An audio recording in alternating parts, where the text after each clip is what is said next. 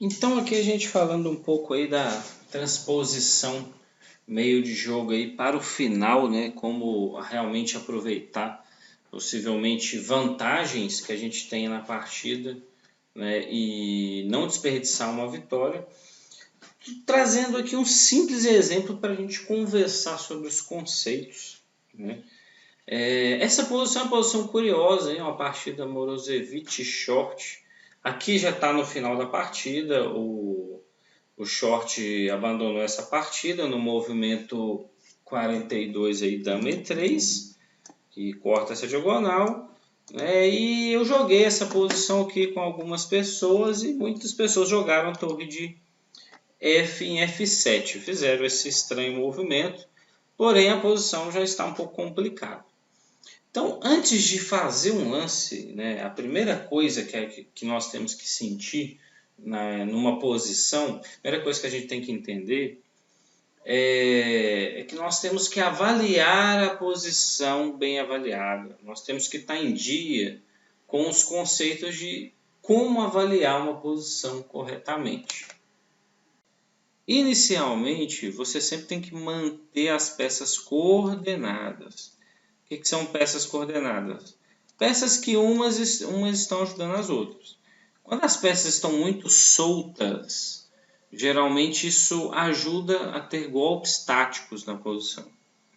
Número 2, ponto número 2, além do ponto número 1 da coordenação.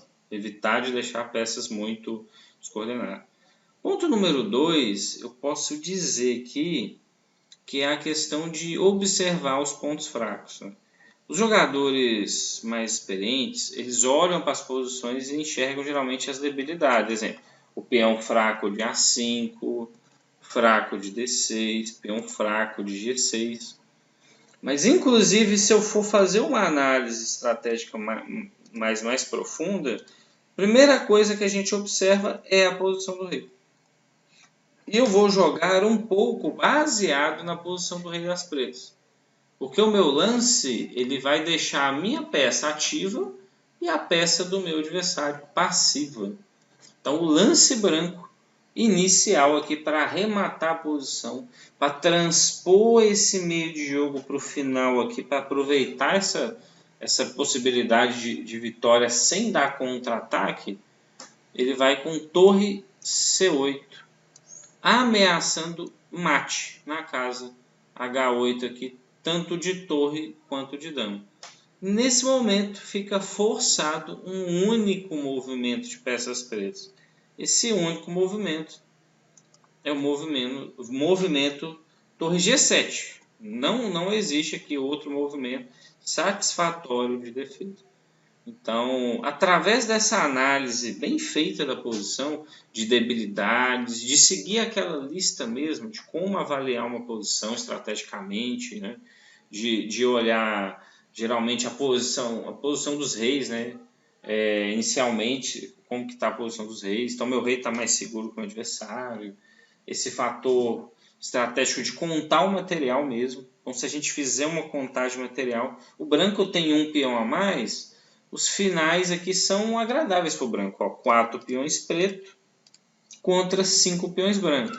Mas é um peão só e o rei aqui ele é o ator principal. Então eu tenho que apostar no rei. E aí, baseado nisso, a posição modificou. Então eu fiquei com uma torre bem ativa, invadindo a oitava. A gente até brinca que o sonho da torre é a sétima, oitava fileira. Né? Eu tenho essa torre ativa. Então, baseado nisso agora, eu vou jogar um lance que vai completamente arrematar. Esse lance mostra porque o short abandonou essa partida para o Morozevich. Né? O short aqui no caso, então, jogou... o Morozevich branca jogou torre... Jogaria, né, que ele abandonou antes, né? Ele jogaria torre de 1 para E8, aí, ameaçando mate novamente. E dessa vez, muito complicado arrumar uma defesa satisfatória que não vai ter perda material. Então, se a gente observar, estou levando o mate aqui nessa casa H8. A torre não pode sair em hipótese alguma, qualquer saída de torre leva mate. Se torre G8, tem duas torres, muito obrigado, ganhei material. Né? O mate está lá vivo ainda, né? Firme e forte. E aqui, se as pretas dão cheque, não vai passar de um cheque. Cheque na casa G1. Eu vou jogar o rei na casa mais segura possível aqui. Até da cor oposta, né? A diagonal que a dama se encontra vai ser A2. Não vai ter nenhum cheque, não vai ter nada de surpresa. Continua o mate aqui prontíssimo. Se jogar a dama na casa branca, mesma ideia. Jogaria aqui mesmo na casa branca. E estou levando o mate do mesmo jeito. Se a dama tomar mate, o preto não tem lance satisfatório. Né? Poderia dizer que resta aqui um possível G5, sonhando que o rei vai passear um pouco no tabuleiro, mas com grande perda material, o mate aqui forçado após um dama D3 cheque. Se tampar de torre, entra em rede de mate, cheque, rei G7, torre de 8 aí para G1, e o rei sai novamente do cheque, independente de onde seja, e aí a torre caiu com cheque, tudo forçado, e o rei vai levar mate aí em breve. Teria também uma hipótese de jogar o rei para casa H6, mas ainda assim vai levar mate, né, após torre E6, lembrando que a dama está cortando o rei, forçado torre G6 seguido de dama, toma G6 mate. E esse simples exemplo aqui que a gente pegou, ele mostra de uma forma um pouco mais precisa como o branco realmente aproveita aqui a sua vantagem, porque realmente, né, as pretas abandonaram a partida aqui, a partida após o movimento dama C3. Né?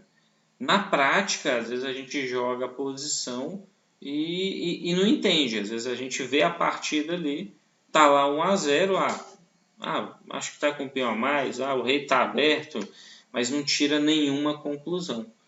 Então é muito necessário fazer uma análise um pouco mais profunda. É necessário quem está do lado perdedor também, do lado inferior, lutar, tem que lutar, porque não é todos os jogadores que vão achar jogadas precisas, né? Não vão ser perfeitos em suas ações, e desde que ele não ache, às vezes você está no jogo, está vivo. Né?